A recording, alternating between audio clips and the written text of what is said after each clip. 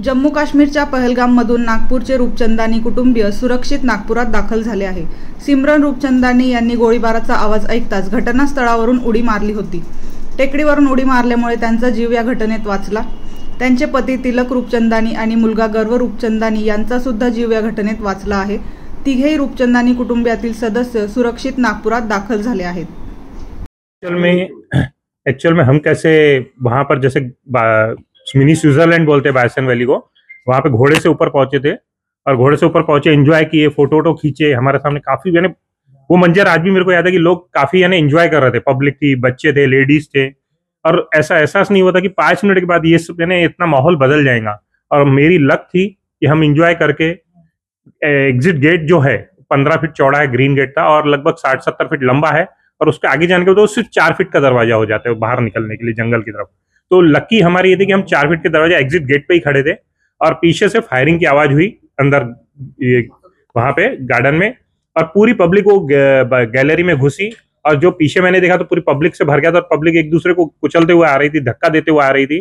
तो मैंने मिसेस को दलदल की तरफ कूदाया, फिर मेरे बेटे ने भी पीछे कूदा, और तब तक पब्लिक पूरी दरवाजे तक आ गई थी, और पब्लिक एक दूसरे को धक्के दे रही थी, और फायरिंग की आवाज आई, और लोग बहुत चिल्ला रहे थे, जैसे चिल्ला रहे थे, चित्कार रहे थे। तो हमारी हिम्मत नहीं, फिर हम जंगल की तरफ कूदे, और जंगल की तरफ कूदने से इनका पैर वहीं पे मुड़ गया पूरा, और फिर इनको वैसे ही उसी हालत में हम कंडीशन में मैं और मेरे बेटे ने पकड़ के, और इन्होंने खुद की हिम्मत पे, खुद भी काफी जगहों पे हिम्मत दिखाई, 3 से 4 बार ये पहाड़ पे गिरे हैं, और हमने 7 से 8 किलोमीटर जंगल के रास्ते से नीचे उतरे हम। कितनी गोलियों की आवाज आप लोगों ने सुनी होगी, एग्जैक्ट वो टाइम क्या हुआ था? और टाइमिंग मेरे को इस समय ध्यान नहीं है, लेकिन मैं परफेक्ट बता सकता हूँ क्योंकि मेरे मोबाइल में फोटो है। हम 5 मिनट पहले हमने फोटो और वीडियो निकाले थे, विदिन 5 मिनट का फर्क, और कम से कम मेरे हिसाब से 100 राउंड के आसपास तो फायरिंग हुई होंगी, क्योंकि फायरिंग काफी ज्यादा हो रही थी। कितने लोग थे आप नजर नहीं, जहां से गोलियों की मैंने एक्चुअल में ऐसा है कि वो 15 बाय 60-70 फीट की रास्ता है, उसके बाद ऐसे बंद होकर सिर्फ 4 फीट का दरवाजा निकलता है। मैं दरवाजे के उस तरफ था, हमने एक बार मैंने पीछे पलट के देखा, सिर्फ एक बार, तो पूरी जो गैलरी थी वो पब्लिक से भर चुकी थी, हर कोई निकलना चाहता था, लेकिन निकलने की जगह नहीं थी, और उसके पीछे यानी टेररिस्ट थे, तो मैंने किसी को देख नहीं पाया, और हमारे को एक ही बार देखा, उसके बाद मैंने फिर पीछे देखने की हिम्मत भी नहीं हुई। अब सिर्फ जंगल की तरफ भागे, कि जो लोगों का चिल्लाना था, जैसे किसी बकरा कैसे बकरे को काटता है, कोई कैसा वैसे चिल्लाते हैं, तो वैसे टाइप के लोग चिल्ला रहे थे, और पीछे गोलियां कंटिन्यू चल रही थी। एक ऑटोमेटिक हथियार होंगे, क्योंकि कंटिन्यू गोलियां चल रही थी, और एक आदमी नहीं था, एक से ज्यादा था, बस इतना मेरे को मालूम है जिस हिसाब से गोलियां चल रही थी। उस समय वहां कितने लोग मौजूद होंगे? आप गेट के पास से, लेकिन पीछे की जो पूरी वैली है, कितने लोग? एक्चुअल में जब मैं गार्डन में था, मैं गार्डन में था, वहां पे मेरे हिसाब से कम 400-500 की तो पब्लिक होनी चाहिए अंदर गार्डन के अंदर। उस समय अंदाजा मैंने गिना नहीं, लेकिन परफेक्ट नहीं, लेकिन अंदाजा 400-500 लोग उस समय गार्डन में थे।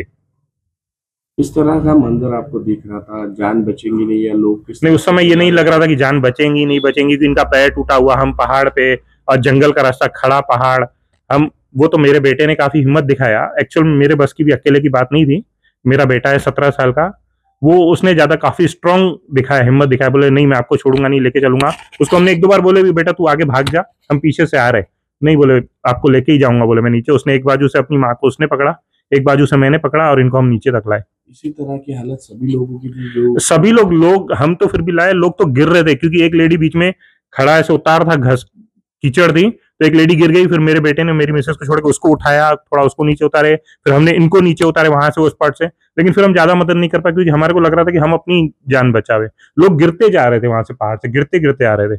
कई बार कई लोग गिरे वहां, कई लेडीज गिरी, कई जेंट्स गिरे वहां पे पहाड़ से, नदी में गिरा कोई। तिलक जी, जो पूरी वैली है जिस जगह आप थे, वहाँ सैन्य, भारतीय सेना की या कश्मीर पुलिस की कुछ उपस्थिति नहीं, जहाँ पे हम जो मिनी स्विट्जरलैंड बोलते हैं, वहां पे मेरे को कोई सिक्योरिटी ऊपर में नहीं दिखाई दी, नीचे थी, जो पहाड़ के नीचे था वहां पे था, ऊपर में कुछ नहीं था। क्यों था ऐसा? लेकिन नहीं, मेरे को आइडिया नहीं। अब हम घूमने गए थे, हमारे को ये अनुभव ही नहीं था कि ऐसा कुछ हो जाएगा। हम एंजॉय कर रहे थे, मेरे पास फोटो है, वीडियो में दिखा दूंगा, विदिन 5 मिनट पहले का वीडियो था, मेरे पास फोटो है। एक हस्बैंड अपनी वाइफ के साथ फोटो खिंचा रहा था, शायद उनकी नई शादी हुई थी, मेरी मिसेज ने मेरे को बोली कि उनके सामान फोटो खींचना है, अभी न्यूज में आ रहा है कि उनके हस्बैंड को मार दिए। वो एक तरह से स्वर्ग था, कुछ इस फलों में नर्क हो गया। 5 मिनट पहले का मेरे को आज भी सीन याद है, मैं कभी जिंदगी में नहीं भूल पाऊंगा। ऐसा लग रहा था कि भाई बहुत माहौल अलग है, स्वर्ग टाइप है, बड़े बड़े पेड़, और लोग एंजॉय कर रहे हैं, एंजॉय यानी फुल एंजॉय कर रहे थे लोग, और 5 मिनट बाद ऐसा बन जाएगा माहौल, हम सोच नहीं सकते उस बारे में। हरियाणा के वो नेवी ऑफिसर जिनकी अभी अभी शादी, आप लोगों ने देखा था उन्हें उस जगह? एक्चुअल में मैंने अभी उसके बाद मैं वहां से रात को 1 बजे पहुंचा हूं, तो मैंने अभी तक टीवी भी नहीं देखा हूं, अभी आपसे बात कर रहा हूं, टीवी तक नहीं देखा हूं। और हमारी वहां पे मोबाइल भी यहाँ के सिम काम नहीं कर रहे थे, तो हमने कुछ नहीं देखे। लेकिन वहां पे एक हस्बैंड वाइफ थे, केड़ा हुआ हस्बैंड वाइफ वही थे, जहां तक नई नई शादी हुई थी, बहुत अच्छे से फोटो खिंचा रहे थे। उनको देख के हमने उनसे बात नहीं की, लेकिन मेरी मिसेज ने बोले मेरे को ऐसे फोटो खिंचाना है, तो मैंने इनको बोला क्या अभी फोटो खींचेंगे। लेकिन फिर हमने भी वो फोटो खींचे, लेकिन जस्ट फिर नीचे आए तो मालूम पड़ा कि भैया वो थोड़ा आगे हॉस्पिटल में, फिर बाद में मालूम पड़ा कि उनके हस्बैंड को गोली मार दी। आप किस तरह से यहाँ पहुंचे, क्या मदद मिली?